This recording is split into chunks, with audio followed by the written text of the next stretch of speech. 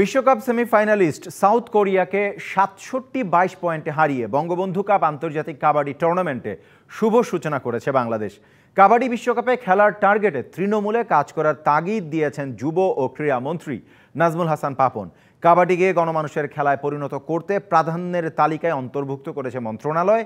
টুর্নামেন্টের চতুর্থ আসরে উদ্বোধন শেষে এসব কথা বলেন ক্রীড়ামন্ত্রী।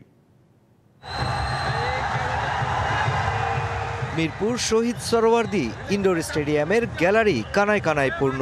বঙ্গবন্ধু কাপ আন্তর্জাতিক কাবাডি টুর্নামেন্টের চতুর্থ আসরের উদ্বোধন, যেখানে দেশীয় অতিথিদের পাশাপাশি উপস্থিত অংশ নেয়া দেশগুলোর দূতাবাস কর্তারাও।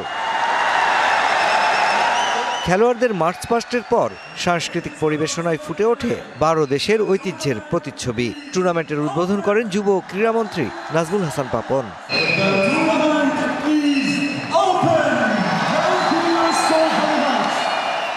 আমাদের টার্গেট হচ্ছে বিশ্বকাপ এবং আমরা অবশ্যই আমার দৃঢ় বিশ্বাস কাবাডি এমন একটা স্পোর্টস, যেহেতু এটা আমাদের জাতীয় স্পোর্টস, আমরা যদি ঠিকমতো এটাকে সাহায্য সহযোগিতা করতে পারি, ঠিকমতো প্ল্যান্ড ওয়েতে আগাতে পারি, তাহলে অবশ্যই বাংলাদেশ কাবাডিতে বাংলাদেশ অবশ্যই আন্তর্জাতিকভাবে ভালো রেজাল্ট নিয়ে আসবে।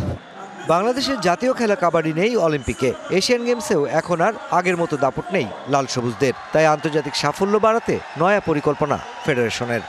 আমাদের গ্রামান্তরে আপনার স্কুলে, মাদ্রাসায়, বিভিন্ন শিক্ষা প্রতিষ্ঠানে, ক্লাবে, সকল জায়গায় কাবাডি খেলার প্রচলন থাকবে, এটি আমরা প্রত্যাশা করি এবং সেটি কিন্তু আমাদের ফেডারেশন থেকে এই কয়েক বছর যাবতই চেষ্টা করে আমরা আসছি।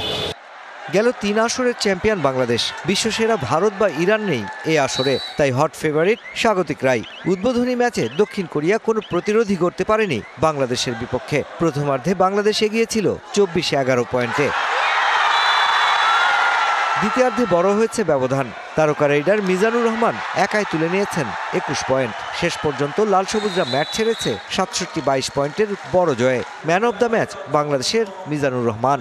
প্রথম ম্যাচেও আমাদের ভালো হয়েছে, সবাই সবার ভালোটা দিয়ে খেলতে পারছে।